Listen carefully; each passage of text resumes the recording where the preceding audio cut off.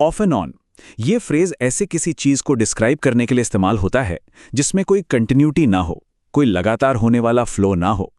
सोच के देखिए, एक ऐसी प्रक्रिया जिसमें एक अजीब सा स्टार्ट स्टॉप का पैटर्न दिखता है, जैसे एक लाइट जो अचानक से फ्लिकर करती है, बंद होती है, फिर जल जाती है, या एक इंटरनेट कनेक्शन जो बार बार आता जाता है, स्टेबल नहीं रहता। तो ये फ्रेज उन्हीं चीजों के लिए यूज होता है जो लगातार नहीं बल्कि थोड़े थोड़े अंतराल पर यानी इंटरमिटेंटली होती रहती हैं। तो इस इडियम को ऐसी सिचुएशंस को बयान करने के लिए यूज किया जाता है जो एक पूरे टाइम पीरियड में रिपीट तो होती हैं, लेकिन बीच में ब्रेक्स के साथ। इसका यूज अक्सर मौसम के लिए होता है या किसी आदत के लिए। ये जो सेंटेंस है, इसका मतलब है कि बारिश पूरा दिन हुई लेकिन एक साथ मूसलाधार नहीं, बल्कि थोड़ी देर हुई, फिर शायद रुक गई, धूप निकल आई और फिर से शुरू हो गई। ये सिलसिला दिन भर चलता रहा। इसी तरह पर्सनल रिलेशनशिप्स में भी इसका यूज हो सकता है, जैसे we see each other off and on, जिसका मतलब है हम कभी कभार मिलते हैं, रेगुलरली नहीं। It has been raining off and on all day.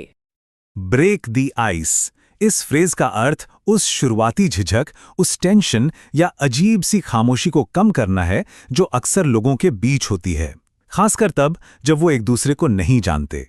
एक ऐसे कमरे की कल्पना कीजिए जहां सब अजनबी हैं और एक ऑकवर्ड साइलेंस है, एक ठंडक सी है माहौल में।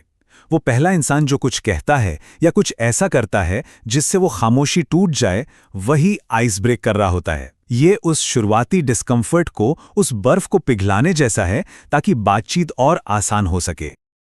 ये इडियम आमतौर पर ऐसी सोशल गैदरिंग्स में इस्तेमाल होता है जहां लोग पहली बार मिल रहे हैं, जैसे एक फॉर्मल मीटिंग हो, एक नई क्लास हो या कोई पार्टी। यहाँ आइस से मतलब फॉर्मेलिटी या शर्म की वो अदृश्य दीवार है, और उस दीवार को ब्रेक करने के लिए कोई एक्शन लिया जाता है। इस सेंटेंस में एक जोक सुनाया गया, लेकिन एक छोटा सा मजाक, एक आसान सा सवाल या एक हल्की सी मुस्कान भी आइस ब्रेक करने का काम कर सकती है। इससे माहौल काफी हल्का और रिलैक्स हो जाता है। He told a joke to break the ice at the meeting. Green eyed, ये इडियम एक बहुत ही स्ट्रांग और यूनिवर्सल ह्यूमन इमोशन से जुड़ा है, जेलसी या एनवी यानी ईर्ष्या। ये उस फीलिंग को डिस्क्राइब करता है जो तब आती है जब कोई किसी दूसरे के पास वो चीज़ देखता है जो उसे खुद के लिए चाहिए। वो चीज़ सक्सेस हो सकती है, कोई पोजेशन हो सकता है या कोई रिलेशनशिप भी। इंग्लिश लिटरेचर में, खासकर शेक्सपियर के नाटकों में, ग्रीन कलर को अक्सर जेलसी के साथ जोड़ा गया है।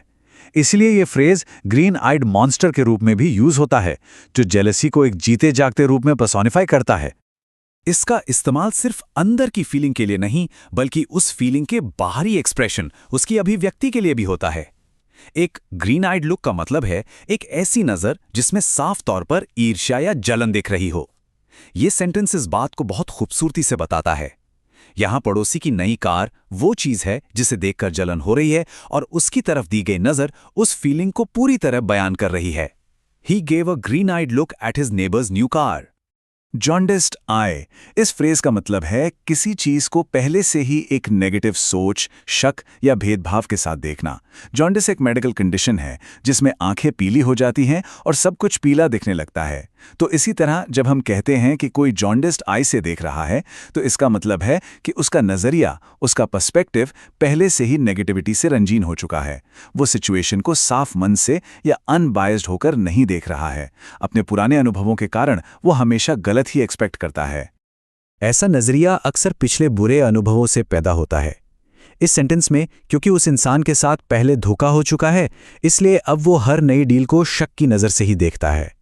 उसका पिछला बुरा अनुभव उसके वर्तमान के नज़रिए को जॉन्डिस्ड कर चुका है। अब वो हर चीज़ में गलत ढूंढने की कोशिश करता है, ये मानकर कि सामने वाले की नीयत खराब ही होगी। ये एक तरह का सेल्फ डिफेंस मैकेनिज्म बन जाता है, खुद को दोबारा चोट पहुंचने से बचाने का एक तरीका। Having been cheated before, he looks at deals with a jaundiced eye. Rainy day, ये एक बहुत ही खूबसूरत मेटाफर है। इसका असली बारिश से कोई लेना देना नहीं है। यहाँ रेनी डे भविष्य में आने वाले किसी मुश्किल समय, आर्थिक तंगी या जरूरत के वक्त को रिप्रेजेंट करता है। ये एक ऐसा समय है जब चीजें ठीक नहीं चल रही होती, बिल्कुल वैसे ही जैसे एक बारिश वाला दिन थोड़ा उदास और मुश्किल लगता है। तो ये फ्रेज अचानक आने वाली किसी भी परेशानी या इमरजेंसी के लिए इस्तेमाल होता है। इस फ्रेज का सबसे आम इस्तेमाल फाइनेंशियल प्लानिंग या सलाह देने के कॉन्टेक्स्ट में होता है। इसके जरिए लोगों को पैसे बचाने के लिए प्रोत्साहित किया जाता है। इसके पीछे सोच ये है कि जब समय अच्छा चल रहा हो, यानी सनी डेज हों, तब कुछ रिसोर्सेज अलग से रख लेने चाहिए, ताकि जब कोई अनपेक्षित समस्या आए, यानी रेनी डे आ जाए, जैसे नौकरी चले जाना या कोई मेडिकल इमरजेंसी, तो उस वक्त वो बचत काम आ सके। ये भविष्य के लिए तैयार रहने की एक बहुत ज़रूरी सीख देता है। You should save some money for a rainy day. काम आई नहीं हैंडी। इसका मतलब समझने के लिए एक सिचुएशन सोचिए। घर की सफाई हो रही है और एक पुराना टूल बॉक्स मिलता है। उसमें एक अजीब सा औजार है जिसे फेंकने का मन करता है, लेकिन फिर एक ख्याल आता है, शायद ये कभी काम आ जाए। बस यही एहसास कम इन हैंडी है। ये इडियम ऐसी चीज, हुनर या जानकारी के लिए इस्तेमाल होता है जो अभी शायद जरूरी ना लगे, लेकिन आगे चलकर फ्यूचर में किसी अनएक्सपेक्टेड मोमेंट पर बहुत ज्यादा यूजफुल साबित हो सकती है। तो इस इडियम का इस्तेमाल अक्सर तब होता है जब हम किसी को दूर की सोचकर कोई सलाह दे रहे होते हैं। जैसे कोई दोस्त ट्रैकिंग पर जा रहा है, उसे एक एक्स्ट्रा रस्सी देकर ये कहना कि इसे रख लो, शायद काम आ जाए। पता नहीं इसकी जरूरत पड़ेगी या नहीं, लेकिन एक सेफ्टी और प्रिपेयर्डनेस के लिए उसे पास रखना समझदारी है। बिल्कुल वैसे ही जैसे लोग सफर पर कुछ एक्स्ट्रा पैसे या घर में एक फर्स्ट एड किट रखते हैं, इस उम्मीद में कि जरूरत ना पड़े, लेकिन अगर पड़े तो वो चीज मौजूद हो। Keep this rope, it might come in handy later. Turn the corner.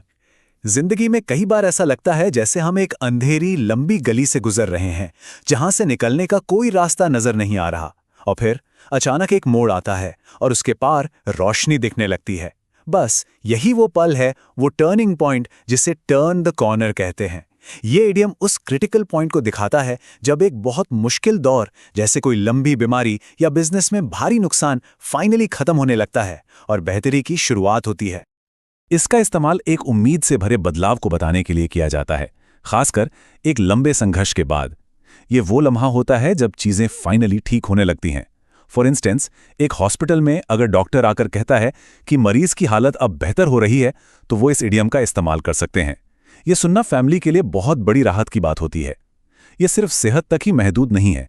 जब कोई इकोनॉमी रिसेशन से बाहर आती है, तब भी इसका यूज होता है। ये वो पॉइंट है जहां से रिकवरी शुरू होती है। The patient turned the corner last night and is recovering. Gave a wide birth. इसका मतलब है जानबूझकर, डेलिबरेटली किसी इंसान, चीज या सिचुएशन से एक सुरक्षित दूरी बना लेना। ये दूरी इसलिए बनाई जाती है ताकि किसी भी तरह के खतरे, परेशानी या नेगेटिविटी से बचा जा सके। जैसे सड़क पर चलते हुए अगर कोई गुस्से में भौंकता हुआ कुत्ता दिखे, तो रास्ता बदल लेना he giving a wide birth है। ये इडियम फिजिकल और मेटाफोरिकल दोनों तरह की दूरी के लिए इस्तेमाल होता है। जैसे समुद्र में जहाज हमेशा पथरीले, रॉकी तटों से काफी दूर रहते हैं ताकि टकराने का खतरा ना हो। उसी तरह रियल लाइफ में हम उन लोगों से भी दूरी बना लेते हैं जिनका मूड खराब हो या जिनके साथ बेमतलब की बहस होने का अंदेशा हो। दोनों ही सूरतों में मकसद एक ही है, शांति और सुरक्षा के लिए दूरी बनाना। Ships give the rocky coast a wide berth. Let the dust settle. एक तेज तूफान के बाद का मंजर सोचिए, जब हवा में हर तरफ धूल ही धूल हो और कुछ भी साफ नजर ना आ रहा हो। ऐसे में आगे बढ़ने का फैसला लेना अक्लमंदी नहीं है। बेहतर यही है कि इंतजार किया जाए जब तक सारी धूल नीचे ना बैठ जाए और रास्ता साफ ना हो जाए। यही मतलब है लेट द डस्ट सेटल का। ये इडियम एक सलाह है कि किसी विवाद, झगड़े या किसी बड़ी घटना के ठीक बाद, जब माहौल गर्म हो और इमोशंस हाई हो, तो कोई भी फैसला लेने से पहले थोड़ा ठहरना चाहिए ताकि चीजें शांत और साफ हो सकें। इस इडियम का इस्तेमाल अक्सर पेशेंस और अक्लमंदी की सलाह देने के लिए होता है। यह हमें सिखाता है कि गुस्से या जल्दबाजी में लिए गए फैसले अक्सर गलत साबित होते हैं। इसलिए जब दो लोगों के बीच बहस हो जाती है, तो समझदारी इसी में है कि फौरन किसी नतीजे पर ना पहुंचा जाए। पहले गुस्से को, उस गर्म माहौल को ठंडा होने दिया जाए, उसके बाद ही साफ दिमाग से सोचा जा सकता है। After the argument he waited for the dust to settle. Tip of the iceberg. समुंदर में तैरते हुए बड़े बड़े पहाड़ यानी आइसबर्ग्स की एक खास बात होती है। उनका सिर्फ एक छोटा सा हिस्सा, लगभग 10% ही पानी के ऊपर दिखता है, जबकि उनका बहुत बड़ा हिस्सा 90% पानी के नीचे छुपा रहता है। ये idiom tip of the iceberg उसी कॉन्सेप्ट से आता है। इसका इस्तेमाल तब होता है जब किसी समस्या का जो छोटा सा हिस्सा हमें दिख रहा है, वो असल में एक बहुत बड़ी, गहरी और छुपी हुई प्रॉब्लम का सिर्फ एक अंश हो। ये इडियम अक्सर इन्वेस्टिगेशंस, ऑडिट्स या एनालिसिस के दौरान सुनने को मिलता है। मान लीजिए एक कंपनी के अकाउंट्स में कुछ छोटी-मोटी गलतियां पकड़ी जाती हैं। तब हो सकता है कि जो इन्वेस्टिगेटर है वो कहे कि ये तो बस शुरुआत है, असली समस्या इससे कहीं ज़्यादा बड़ी हो सकती है।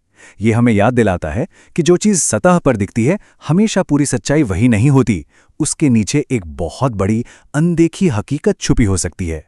These errors are just the tip of the iceberg.